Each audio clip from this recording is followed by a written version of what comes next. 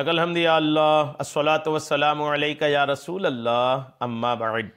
सिलसिला है नाज़रीन और नाज़रात के सवालों के जवाब देने का।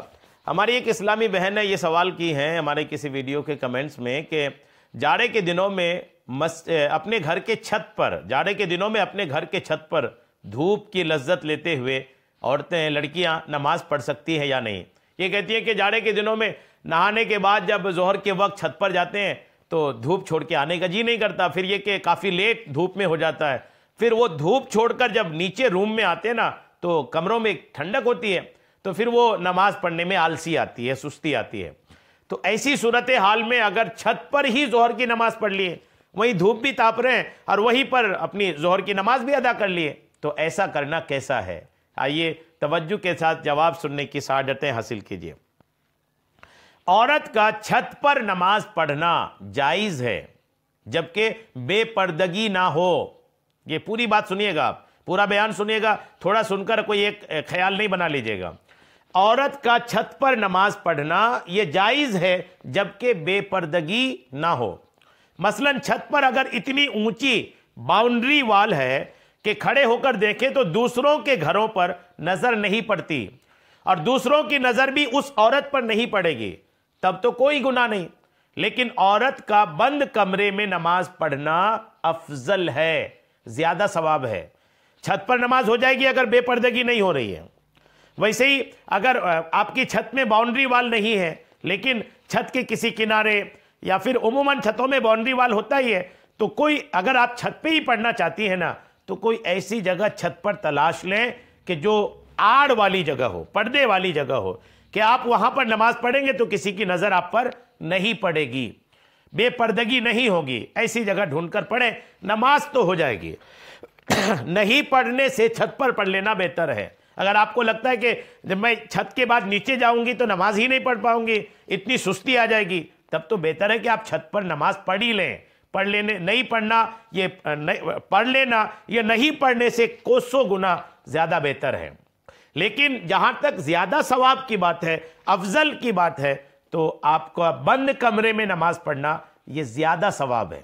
जी हां, अबू दाऊद शरीफ की हदीस पाक में है कि हजरत अब्दुल्ला इब्न मसऊद रज़ियल्लाहु ताला अन्हु से रिवायत है कि सरकार मदीना करार क़ल्ब सीना अलैहिस्सलाम ने इरशाद फरमाया, औरत का दालान में नमाज पढ़ना सिहन में पढ़ने से बेहतर है, कोठरी में पढ़ना दालान में पढ़ने से बेहतर है।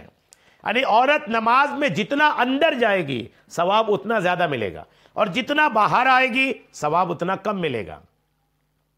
तो दालान और सिहन से ज्यादा बाहर तो छत हो गई, नमाज तो हो जाएगी लेकिन सवाब कम मिलेगा। अगर आप ज्यादा सवाब चाहते हैं तो आपको करना यह पड़ेगा कि आप अपनी नमाज बंद कमरे में जाकर के पर्दे में पढ़ें। लेकिन अगर आपको लग रहा है कि नहीं नीचे गई तो पढ़ ही नहीं पाओगे तो आप ऊपर ही पढ़ लिया करें। यह हदीस पाक सुनन अबी दाऊद जिल्द नंबर 1 के सफ़ा 96 हदीस नंबर 570 है। एक और हदीस पाक सुने, हजरत उम्मे हुमैद रज़ियल्लाहु ताला अन्हा ने बारगाह नबवी में हाजिर होकर अर्ज किया, या रसूल अल्लाह, मुझे आपके साथ नमाज पढ़ने का शौक है।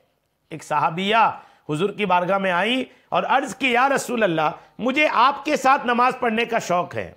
आप अलैहिस्सलाम ने फरमाया, तुम्हारा शौक और दीनी जज्बा बहुत अच्छा है कि तुम्हारे शौक है कि मेरे साथ नमाज पढ़ो, मगर तुम्हारी नमाज अंदरूनी कोठरी में कमरे की नमाज से बेहतर है।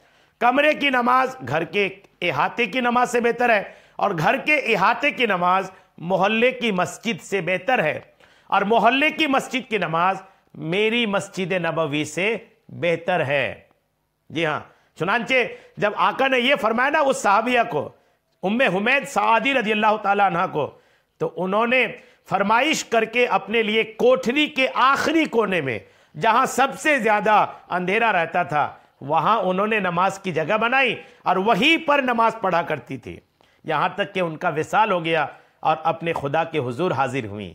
ऐसी भी सहाबियात थी कि हुजूर ने फरमा दिया कि तुम्हारी नमाज अंदर बेहतर है, तो स्पेशली अंदर घुसकर उन्होंने एक कमरा बनवाई जहां पर अंधेरा होता था और वहां बैठकर वो वहां खड़े होकर अपनी नमाज पढ़ती थी। और कीजिए क्या शान है सहाबियात का। बहरहाल ये कि छत पर नमाज तो हो जाएगी अगर पर्दे का एहतमाम है तो, लेकिन सवाब कम होगा। बेहतर यह है कि आप अपने कमरे के अंदर ही नमाज पढ़ें। अल्लाह करीम हम सबको शरीयत के तमाम मसाइल सीखने समझने और उस पर अमल की तौफीक अता फरमाए। आमीन बिजाहिन नबी अमीन सल्लल्लाहु तआला अलैहि वसल्लम।